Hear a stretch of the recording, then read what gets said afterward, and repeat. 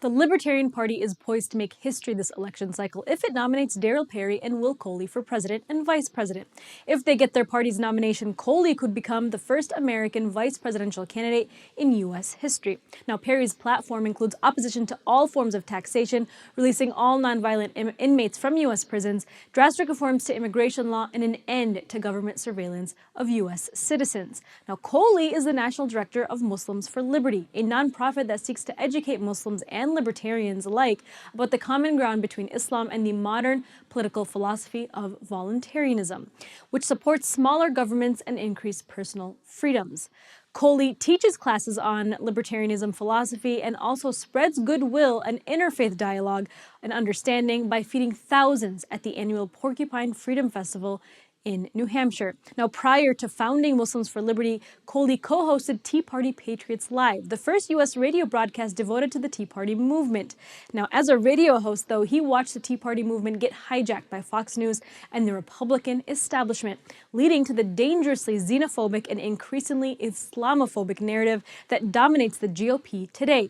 So what better time to make history as the first Muslim vice presidential candidate than during an election cycle in which anti-Muslim rhetoric has become such an integral part of multiple campaigns. Coley joins me on Behind the Headline, where I first asked him why he's running for vice president on the Libertarian ticket specifically, and what issues will he tackle first in the growing national security state. Check it out. Well, funny enough, it actually started off as an April Fool's Day joke that was posted by Doug Craig of the Libertarian Party of Georgia. And it kind of evolved over the course of 4 days to me being on the list of Perry's hopeful, like the candidates that people he was weighing the option of to approach.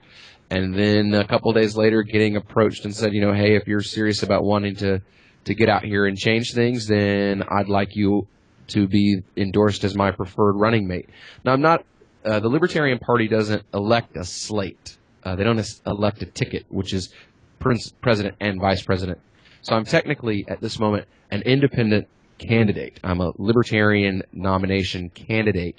I have my own separate campaign. But Darryl has stated that should he win the presidential nomination, I will be the candidate that he states he prefers that the delegates choose when they make their vote. There'll be two ballots, one ballot for the president and then another ballot separate for the vice presidential seat. So, Will, tell me more specifically about your vice presidential campaign's platform and what you hope to achieve. I would say Darryl is more focused on economic issues and issues of undoing unconstitutional law, whereas my focus is more on immigration issues as well as foreign policy. So we kind of balance each other out in that aspect. What I bring to the table is someone who's organized libertarian activists in three continents, at least 12 different countries, helped set up a Libertarian Party in Pakistan as well as one in Turkey, 11 years of study of Islamic jurisprudence, 6 years of lecturing on the subject at the university level. So I bring a person who can bring a new way of seeing things. I think that what is important right now is spreading the ideas of freedom and liberty in these countries, but finding a way to do it without hellfire missiles. I also want to bring a more human approach to our immigration policy. When we hear people talking about closing borders and building walls, those policies have human costs. The federal government policies have real human costs. And I think if we humanize that argument, we'll change a lot of minds. We won't change all of them, because there's some people that can't be reached. But those people that are recently converted to this viewpoint, who are really in their heart of hearts on the fence, I believe their minds can be changed when they see the human costs of the policies that they're advocating for. Right, and this leads me to my next question, which is, do you think the Libertarian Party has its own problems with racism and xenophobia? For example, a lot of people have accused the libertarians specifically, of lacking sympathy and empathy for the Black Lives Matter movement. Libertarians particularly abhor what they call identity politics. They believe politics should be based on policy and principle, not special privileges for special groups. And I agree with that. But see, that also applies to things like racial profiling, because racial profiling is a special law meant for government to target a special group. So it works in both directions. I think everyone should be on a completely equal playing field when it comes to the law. Now, as far as the accusations, we do have a portion of the movement, they're known of as brutalists. And sometimes I think their racism that they express is more a form of social protest than it is a form of their actual viewpoints, because of the fact that they go so far to the extreme on that and other topics that are extremely sensitive in the social context in the United States right now. Now, some of the people within the brutalist movement are racists. They are open, avowed, Nazi-style racists, and they do exist. But the brutalist movement is by far a minority among the libertarian movement. They have no influence in national politics. They have no influence in any major national events. As a matter of fact, the leaders of the brutalist movement have been banned from most major libertarian events around the country, and from working with most major libertarian media in the country as well.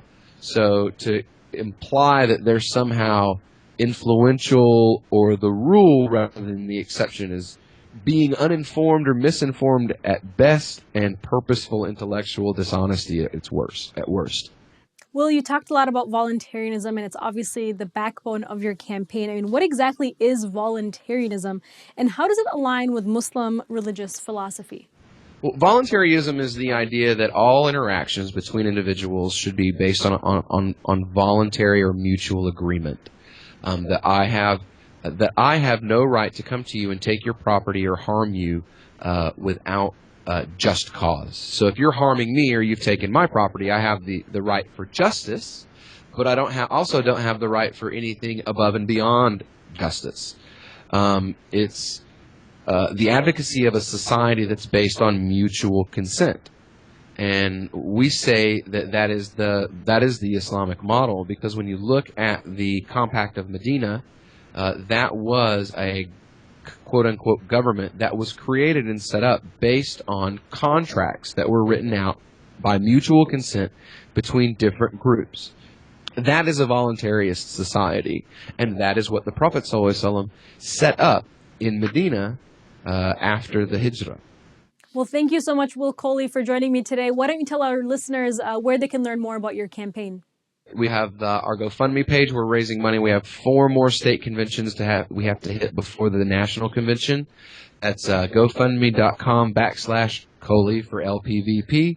And if you want to look us up online, it's www.Coley for LP, the number 4, LPVP.com. Thank you. Thanks for having us. You have a great day. Assalamu alaikum.